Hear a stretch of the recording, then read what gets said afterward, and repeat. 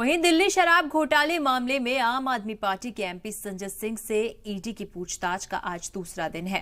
पहले दिन ईडी ने संजय सिंह और उनके करीबी साथी सर्वेश मिश्रा से करीब 9 घंटे तक पूछताछ की थी।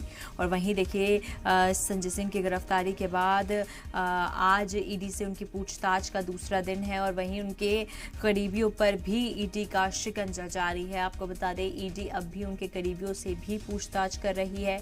सर्वेश मिश्रा जो हैं वो संजय सिंह के बेहद करीबी माने जाते हैं, उनसे भी ईडी की पूछताछ जारी है। आपको बता दें कि कल भी ईडी ने करीब 9 घंटे तक पूछताछ की थी संजय सिंह और उनके साथियों से पूछताछ। इसके साथ ही आपको बता दें कि ईडी ने 9 घंटे तक कई सवाल दागे थे जिनका जवाब संजय सिंह के सामने था। और आज भी संजय सिंह की गिरफ्तारी के बाद दूसरा दिन है, अभी वो ईडी की कस्टडी में है। तमाम उन सवालों के जवाब देंगे जो ईडी उनसे पूछेगी। और वहीं देखिए तस्वीरें आपकी टीवी स्क्रीन पर संजय सिंह के करीबी हैं जिनको ईडी ने पूछताछ के लिए बुलाया। इसके साथ ही आपको बता दें वो तमाम लोग जो संजय सिंह से वाबस्ता हैं उन सभी से सवालों की फहरिस्त जारी है।